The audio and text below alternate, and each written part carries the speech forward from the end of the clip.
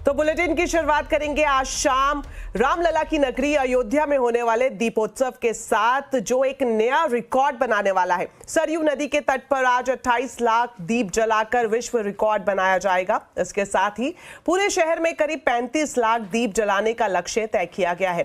पिछली बार यहां 21 लाख दिए जलाए गए थे। पहली बार सरयू तट पर 1100 लोग और धर्माचार्य आरती करेंगे, जिसमें मुख्यमंत्री योगी आदित्यनाथ भी शामिल होंगे। साथ ही एरियल ड्रोन शो भी होगा, जिसमें मेड इन इंडिया के तहत बने हुए 500 ड्रोन श्री राम की वीर मुद्रा दिखाएंगे।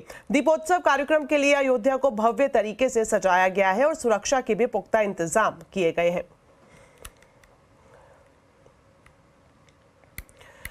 चलिए बात करते हैं अमेरिका की, जहां अगले हफ्ते राष्ट्रपति चुनाव से पहले दिवाली का खुमार देखने को मिल रहा है। व्हाइट हाउस में दिवाली का जबरदस्त सेलिब्रेशन किया गया। अमेरिकी राष्ट्रपति जो बाइडेन ने कल रात को व्हाइट हाउस में दिवाली मनाई। इसमें 600 से ज्यादा भारतीय समुदाय के लोग शामिल हुए। बाइडेन ने भारतीय अमेरिकी सांसदों, अधिकारियों और बिजनेस जगत के जुड़ी हस्तियों को संबोधित करते हुए कहा कि व्हाइट हाउस में अब तक के सबसे बड़े दिवाली कार्यक्रम की मेजबानी करना उनके लिए सम्मान की बात है। सुनीता विलियम्स ने अंतरिक्ष में अंतर्राष्ट्रीय स्पेस स्टेशन से वीडियो संदेश के जरिए दिवाली की शुभकामनाएं दी। वहीं राजधानी दिल्ली में अमेरिकी दूतावास में भी दिवाली का जश्न मनाया गया। दिवाली के मौके पर भारत में अमेरिका के राजदूत एरिक ग्रासिटी ने तौबा तौबा गाने पर जमकर डांस भी किया।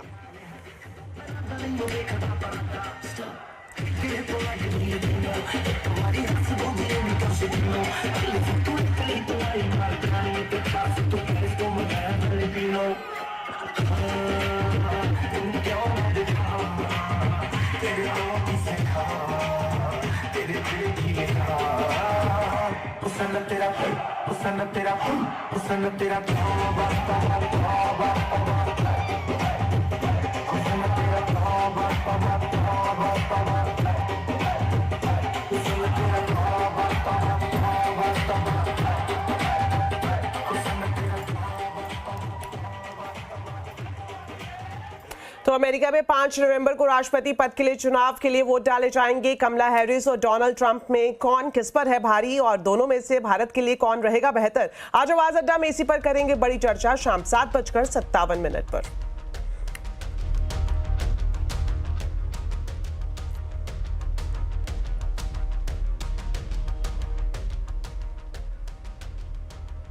चलिए अब आपको बुलेटिन में दिखाते हैं देश के अलग अलग हिस्सों में दिवाली की किस तरह की रौनक है। और सबसे पहले आपको दिखाते हैं अहमदाबाद की एक झलक, जिसे दुल्हन की तरह सजाया गया है।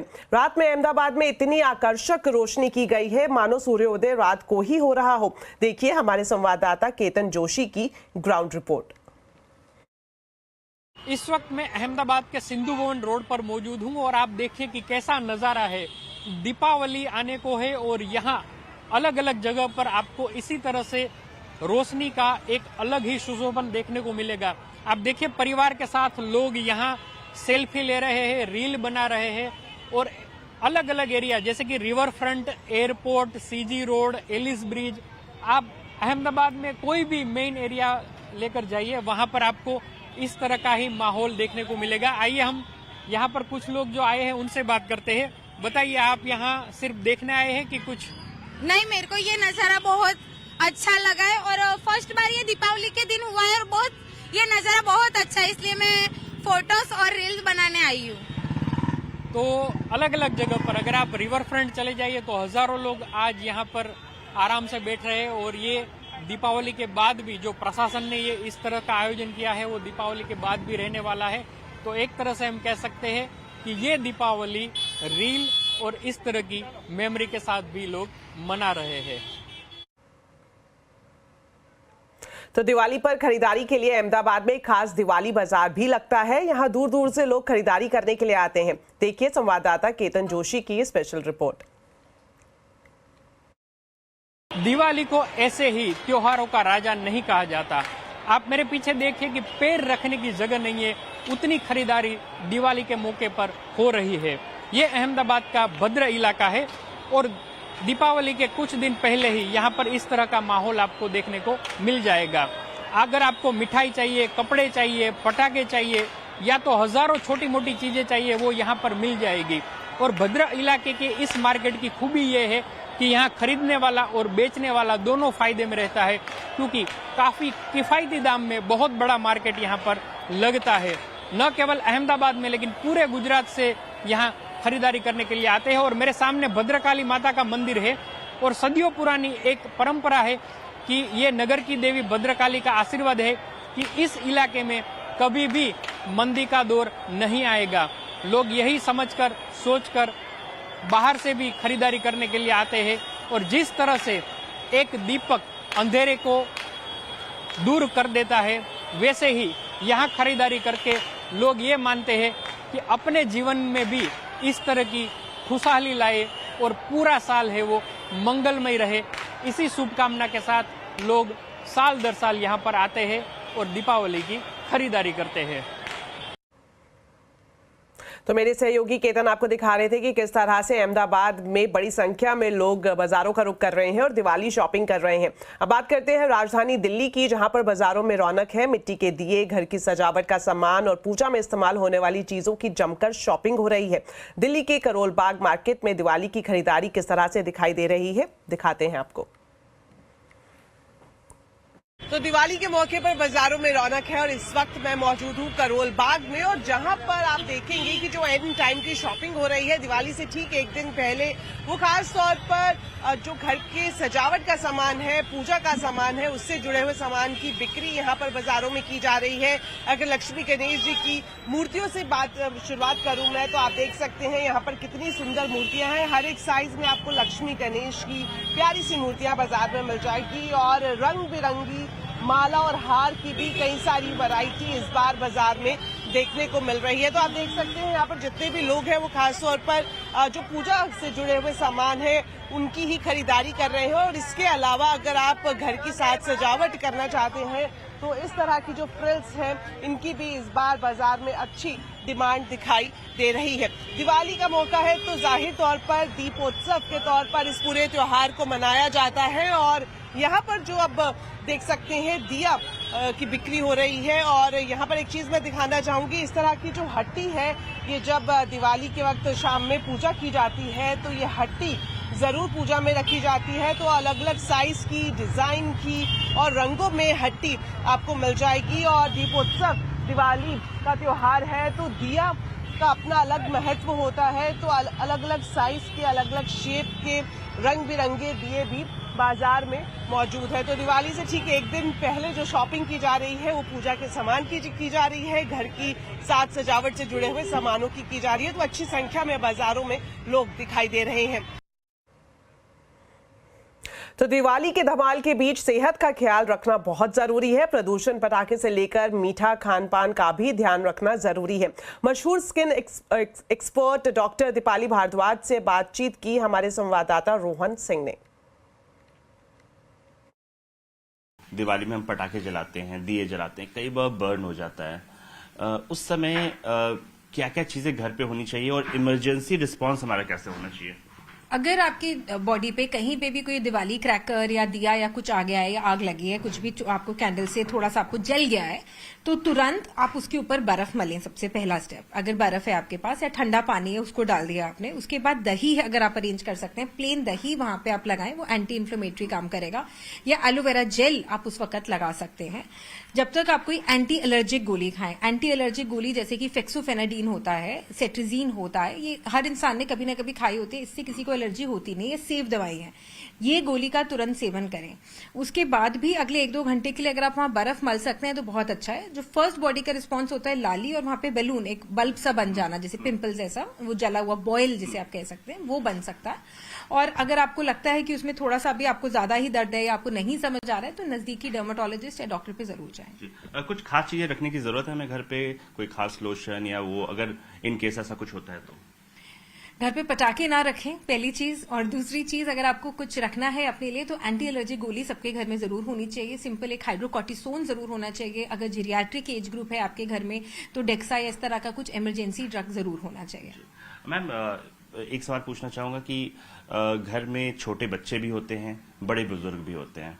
दिवाली के दौरान और उसके बाद इन दो लोगों के लिए किस तरह के स्पेशल केयर की जरूरत है, क्या सलाह देना चाहेंगे आप?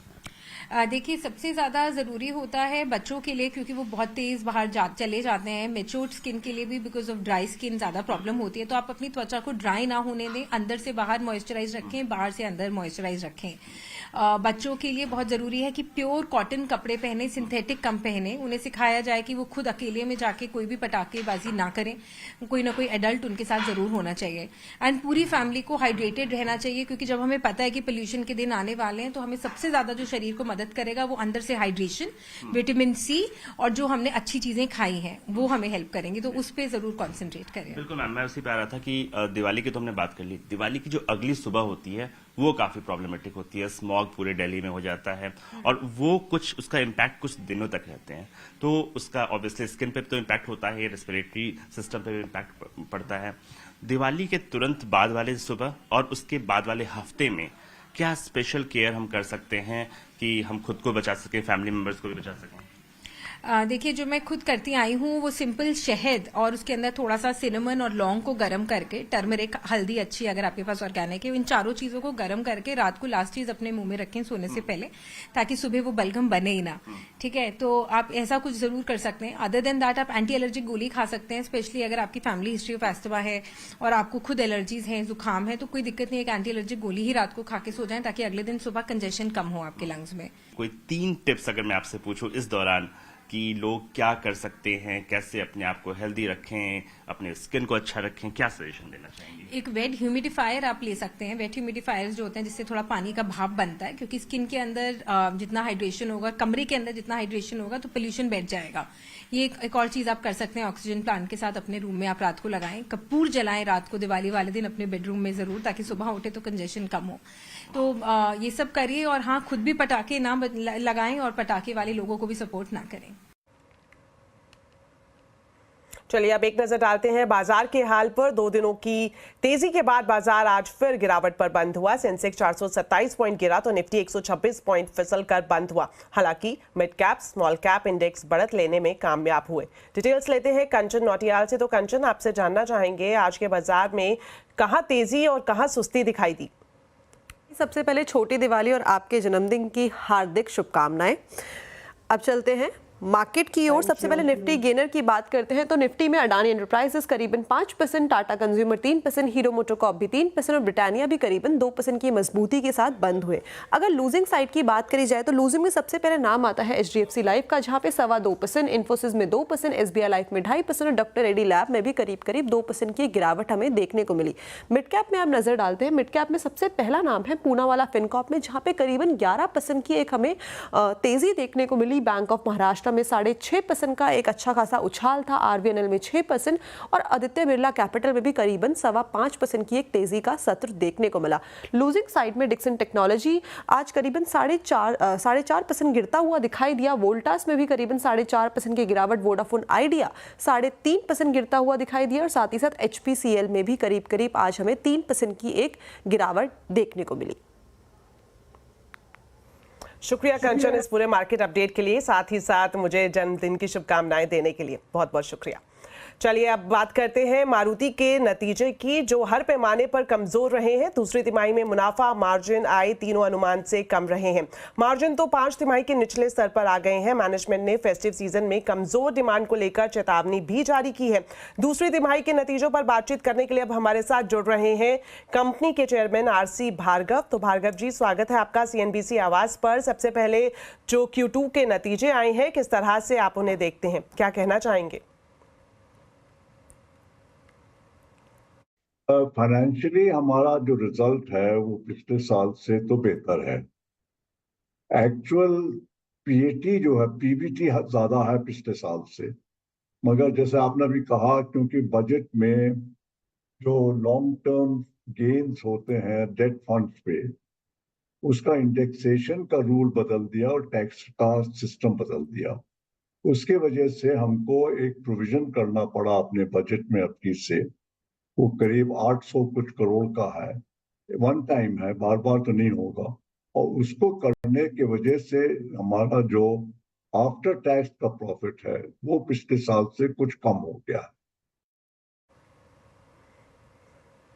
भार्गव जी, आपसे ये भी जानना चाहेंगी कि आने वाले महीने में जो डीलरशिप इन्वेंट्री है उस पर किस तरह का असर देखते हैं आप?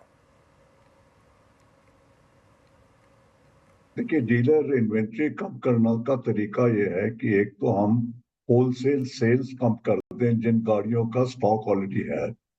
तो हमने अपना प्रोडक्शन एडजस्ट कर लिया है और जो डीलर्स के पास गाड़ी है ऑलरेडी उनको अब हमको डिस्पैच नहीं कर रहे हैं।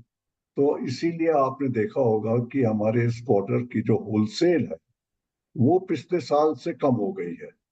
वो इसी वजह से कि डीलर डिस्पैचेस कम कर दिए गए हैं। साथ साथ रिटेल बढ़ा दिया गया है ताकि जो स्टॉक डीलर पे है वो बिक जाए।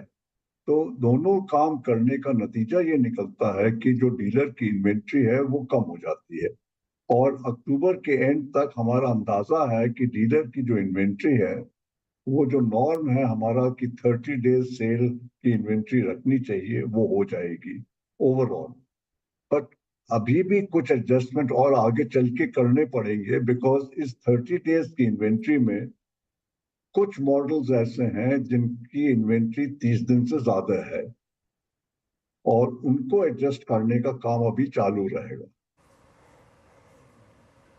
शुक्रिया भार्गव जी, सीएनबीसी आवाज के साथ बातचीत करने के लिए और साथ ही साथ Q2 के नतीजों पर हमें ज्यादा जानकारी देने के लिए। चलिए अब बात करते हैं मुंबई के प्रॉपर्टी बाजार की, जिसकी दिवाली पहले ही मन गई है।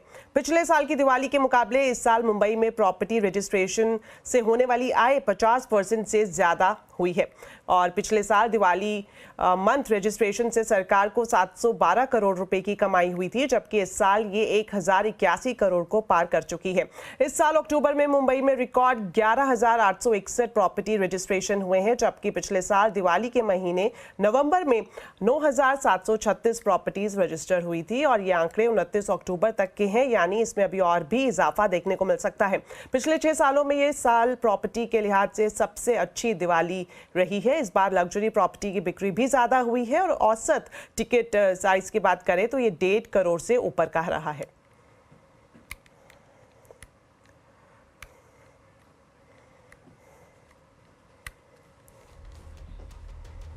तो चलिए वक्त हो गया एक छोटे से ब्रेक का। ब्रेक के बाद खबरें आपको दिखाएंगे चुनावी दंगल की। आप देखते रहिए आवाज समाचार।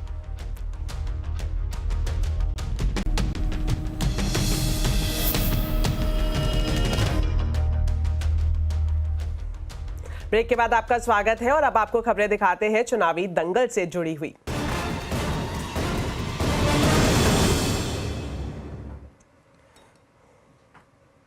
विधानसभा चुनाव के लिए नामांकन का काम पूरा होने तक महाराष्ट्र के दोनों गठबंधनों में कई पेच फंसे हुए हैं। एक तरफ बीजेपी, शिवसेना, शिंदे गुट और एनसीपी अजीत पवार ने 4 सीटों पर उम्मीदवारों का ऐलान नहीं किया है, तो दूसरी तरफ शिवसेना, उद्धव गुट, एनसीपी, शरद पवार और कांग्रेस गठबंधन ने 11 सीटों पर नामों का ऐलान नहीं किया है। महायुति में नवाब मलिक को लेकर बवाल मच गया है। अब अणुशक्ति नगर में नवाब मलिक की बेटी सना मलिक के खिलाफ शिवसेना शिंदे कैंप ने भी अपना उम्मीदवार खड़ा कर दिया है। सना मलिक एनसीपी अजीत पवार गुट की उम्मीदवार है। वहीं नवाब मलिक पर दाऊद के साथ कनेक्शन का आरोप भी लग रहा है। तो इन तमाम मुद्दों पर नवाब मलिक से खास बातचीत की हमारे संवाददाता विवेक गुप्ता ने।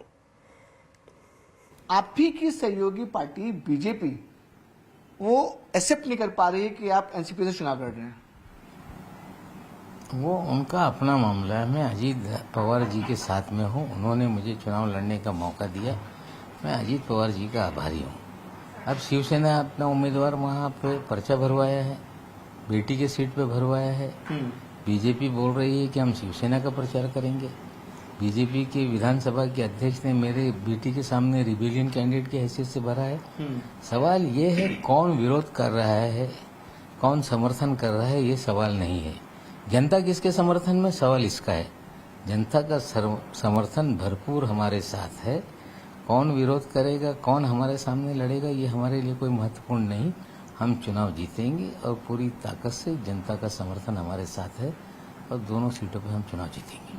लेकिन नवाब जी, सबसे बड़ा सवाल खड़ा कि विपक्ष आदित्य ठाकरे भी सवाल खड़े कर रहे हैं, प्रियंका चौधरी भी सवाल खड़े कर रहे हैं, लेकिन बीजेपी जिस तरह की लैंग्वेज यूज कर रही है कि दाऊद इब्राहिम के साथ आपके कनेक्शन है, हम दाऊद के साथ जो रहेगा उसको सपोर्ट नहीं करेंगे, हम प्रचार भी नहीं करेंगे। तो जनता जानना चाहती है क्या आपके relation underworld don Dawood Ibrahim के साथ हैं, जो विपक्ष भी कह रहा है और आपकी सहयोगी पार्टी भी कह रही है? ऐसा लगता है 65 साल इस शहर में मुझे बीत गए, कोई आरोप लगा दे, कोई बयान दे दे तो उससे किसी के संबंध हो जाते हैं। जिस तरह से मामला बना है, मामला न्याय प्रविष्ट है। जिस दिन नतीजा आएगा, फैसला आएगा, लोग मुंह के बल गिर जाएंगे जिन लोगों ने आरोप लगाया और जिन लोगों ने इस तरह की चीजें कही है। आज भी हम लोग पूरी तरह से राजनीतिक जीवन में कभी भी कलंकित होकर हमने राजनीति नहीं की। क्लोज। तो चलिए, फिलहाल मेरे साथ इस बुलेटिन में इतना ही। आप खबरों पर अपडेट रहें, CNBC आवाज से जुड़े रहें हमारे सोशल मीडिया हैंडल्स के जरिए। नमस्कार।